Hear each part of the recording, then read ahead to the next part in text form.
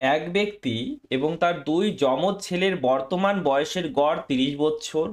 ওই ব্যক্তি ও এক ছেলের বয়সের অনুপাত 5:2 হলে ওই ব্যক্তির বর্তমান বয়স কত? ঠিক আছে, দেখো ওই ব্যক্তি এবং এক ছেলের বয়সের অনুপাত 5:2 বলেছে। ঠিক আছে, তাহলে ফাদার এবং প্রথম যে পুত্র আছে তাদের বয়সের অনুপাত সাপোজ 5:2 আছে। ঠিক, ওকে। তাহলে যদি আমি দ্বিতীয় পুত্রকে নিয়ে নিই, এর মধ্যে প্রথম পুত্র আর দ্বিতীয় পুত্র কি যমজ না? যমজ না, যমজ হলে বয়স তো সেম, কমন সেন্স ইউজ করতে হবে, তাই না? তাহলে এটাও 2 হবে। S1 যদি 2 হয় S2 2 হবে। ঠিক আছে, এবার তুমি আমাকে বলো রেশিও থেকে অ্যাভারেজ এজটা কত হবে? ঠিক আছে, গড় বয়সটা কত হবে? দেখো কত হবে, 5 2 7, 7 আর 2 9, 9 হলো মোট বয়স, 3 দিয়ে ভাগ করো কারণ 3 জন আছে, 3 হয়ে যাবে। কত হবে? 3 হবে। তাই আমাদের হিসাবে গড় কত? 3, কিন্তু প্রশ্ন হিসাবে বলেছে 30। 3 মানে কত হয়ে যাবে দাদা? 3 মানে 30 বছর।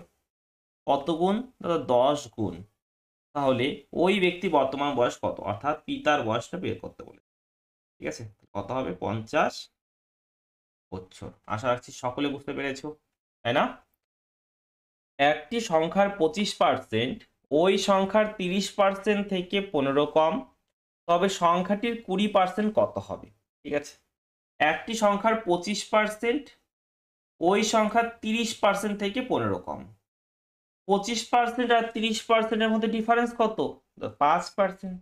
পার্সেন্টেজে 5% কম, পার্সেন্টেজে 5% কম, আর সেটা সংখ্যাতে কত বলেছে? 15 বলেছে। 5% মানে 15, 5% মানে কি 15, 5%-এর 3 গুণ। তবে সংখ্যাটির 20%, সংখ্যাটির 20% অর্থাৎ 20%-এর মান বের করতে বলেছে। 20%-এর মান কি করে বের হবে? 3 দ্বারা গুণ করো দাদা, 3 দ্বারা গুণ করলাম 60 হয়ে গেল। ঠিক আছে, অপশন নাম্বার বি হবে সঠিক উত্তর। বুঝতে পারছো? এত সংখ্যাটিতে 4-এর স্থানীয় মান ও অভিহিত মানের গুণফল কত? দেখো স্থানীয় মান মানে হলো প্লেস ভ্যালু। ঠিক আছে, প্লেস ভ্যালু। ওকে, দেখো 4-এর প্লেস ভ্যালু কত হবে? 4 লেখো, 4 লেখো। 4-এর পরে কটা অঙ্ক আছে? তো 3টা অঙ্ক আছে, 3টা শূন্য।